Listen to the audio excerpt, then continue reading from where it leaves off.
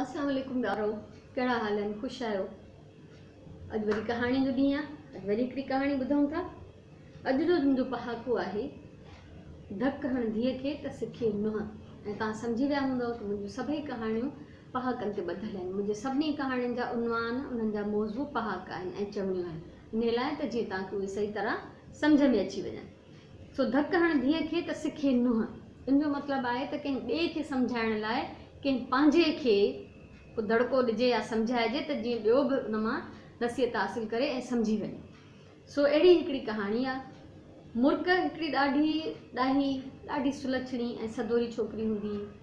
Time सां पंहिंजे school जो कमु कंदी, घर जे कम में पंहिंजी माउ जो हथु वंडाईंदी हुई, उनजी मदद कंदी हुई। इन करे उहो सभिनी खे ॾाढी प्यारी हूंदी हुई।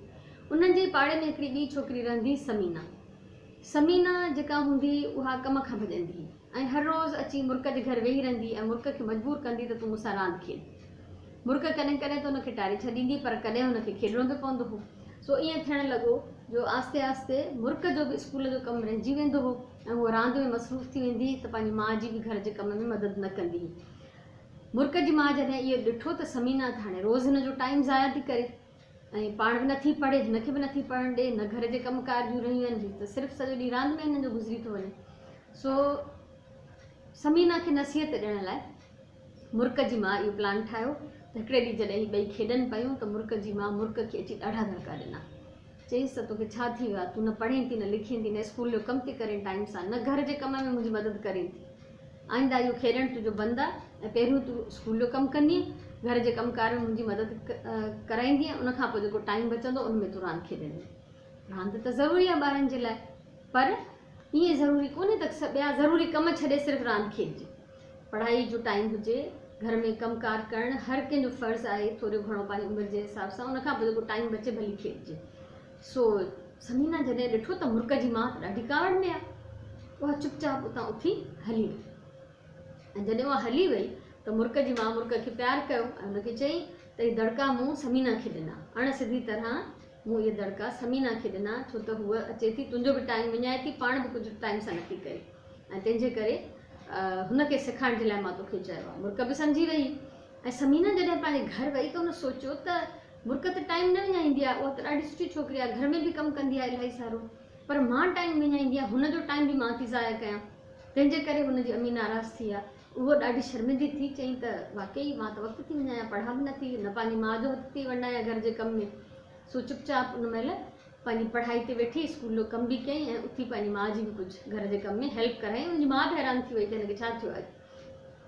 ॿिए ॾींहं ते समीना जेका मुर्क जे घर वई, उनजी माउ खां वञी माफ़ी वरितई त तव्हां कल्ह मुर्क खे दड़का ॾिना, पर मुर्क त अहिड़ो कुझु न कंदी आहे, मां ई वक़्तु विञाईंदी आहियां, मां ई हुनजो बि टाइम ज़ाया कंदी आहियां, सो आईंदा मां ईअं कोन कंदसि। ऐं उनजी मुर्क जी माउ समीना खे बि प्यारु कयो ऐं चईंसि त मूं तोखे ई सम्झाइण लाइ मुर्क खे दड़का ॾिना। इन करे इहो मिसाल ॾिनो वेंदो आहे त धक हण धीअ खे त सिखे नुंहुं, यानी ॿिए माण्हू खे सिधो सो त कुझु नथो चई सघिजे, पोइ अहिड़ी तरकीब कबी पंहिंजे ई खे ई कंहिंखे चई छॾे त जीअं अॻिले खे बि कन ते ॻाल्हि पए, हुनखे ख़बर पए त हीअ ॻाल्हि ग़लति आहे, हीअ ॻाल्हि सही आहे। ठीकु आहे। सो उमेदु आहे त इहो पहाको तव्हांखे सम्झ में अची वियो हूंदो। हाणे असां हिकिड़ो बैत बि अॼु पढ़ूं था, हिन जो बैतनि जो किताबु आहे, तव्हां इलाहियुनि खे हाणे ख़बर हूंदी, त उन में प्राइमरी लेवल जा बैत आहिनि। उन मां हिकिड़ो बैत मां तव्हांखे पढ़ी थी ॿुधायां। जीजल माउ मूंखे जीजल माउ पाले थी, मूं ते पंहिंजो साहु ॾिए थी, जॾहिं मूंखे तकलीफ़ थिए थी हूअ सभु कुझु महसूसु करे थी, घर खां ॿाहिरि जॾहिं वञा थो हूअ मूं लाइ दुआ घुरे थी, जॾहिं बि मुंहिंजी निंड फिटे थी हूअ बि मूंसां गॾु जाॻे थी, रातिनि जो मां जॾहिं पढ़ां थो हूअ ई मुंहिंजो ख़्यालु रखे थी, जॾहिं बि मां कुझु चवणु थो चाहियां हूअ चवण खां अॻु सम्झे थी, कॾहिं न मूंखे दड़को ॾिए थी, हरदम मूंसां प्यारु करे थी, मूंखे जीजल माउ पाले थी, मूं ते पंहिंजो साहु छॾे थी। सो पंहिंजी माउनि सां प्यारु कयो, उनजी इज़त कयो, उन्हनि जो ख़्यालु रखो, उन्हनि जो चयो मञियो। दुनिया में सभिनी खां वधीक तव्हां सां सची मुहबत, दिलि सां प्यारु जेका उहा रुॻो माउ कंदी आहे। तंहिंजे करे तव्हांजो बि फ़र्ज़ु आहे, माउ जे क़दमनि हेठां जन्नत आहे, इहा हदीस आहे, यानी जेको माउ जी ख़िदमत कंदो उनखे अलाह से इनाम में जन्नत अता कंदो। सो पंहिंजी माउ जो ख़्यालु रखो, सुठा किताब पढ़ो, सुठियूं आदतूं अख़्तियार कयो, पंहिंजी ॿोली सां ॾाढो प्यारु कयो। वरी कंहिं ॿिए दफ़े मां कंहिं ॿी कहाणी सां ईंदसि, तेसिताईं असां मोकिलायूं नथा, गॾायूं। अलाह।